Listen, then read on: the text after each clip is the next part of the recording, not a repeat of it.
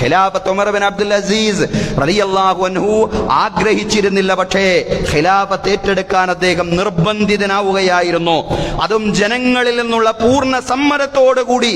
അതുകൊണ്ട് തന്നെ ചരിത്രകാരന്മാർ അദ്ദേഹത്തെ ഉമർ സാനി, രണ്ടാമത്തെ ഉമർ, അതുപോലെ ഖുലഫാഉർ റാഷിദുകളിൽ അഞ്ചാമത്തെയാൾ എന്നെല്ലാം വിശേഷിപ്പിക്കുന്നത് കാണാൻ കഴിയുന്നതാണ്.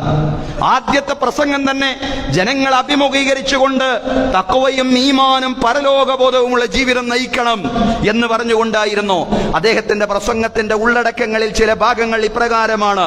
അദ്ദേഹം ജനങ്ങളുടെ മുമ്പിൽ എഴുന്നേറ്റുന്നുകൊണ്ട് ഖിലാഫത്ത് ഏറ്റെടുത്തതിന് ശേഷം, അതിന് സന്നദ്ധമായതിനു ശേഷം അദ്ദേഹം പറയാണ്, അയ്യുഹന്നാസ് ഊസീകും ബിതഖ്വല്ലാഹ്, ജനങ്ങളെ നിങ്ങളെ ഞാൻ തഖ്വ കൊണ്ട് ഉപദേശിക്കുകയാണ്.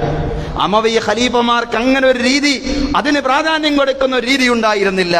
പക്ഷേ ഉമർ ബിൻ അബ്ദുൽ അസീസ് റളിയല്ലാഹു അൻഹു അദ്ദേഹം തന്റെ നയപ്രഖ്യാപന പ്രസംഗം അത് ആരംഭിക്കുന്നത്, ജനങ്ങളെ ഞാൻ നിങ്ങളെ തഖ്വ കൊണ്ട് ഉപദേശിക്കുകയാണ്. വഅമലൂ ലിആഖിറതികും, നിങ്ങൾ പരലോകത്തിന് വേണ്ടി പണിയെടുക്കണം.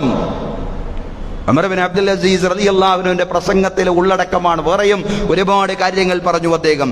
അത്തിയൂനി മാ അതഅതുല്ലാഹ് ഫൈദാ അസൈതുല്ലാഹ് ഫലാ ത്വഅത ലി അലൈക്കും, ഞാൻ അല്ലാഹുവിനെ അനുസരിക്കുന്ന കാലത്തോളം നിങ്ങൾ എന്നെ അനുസരിക്കണം.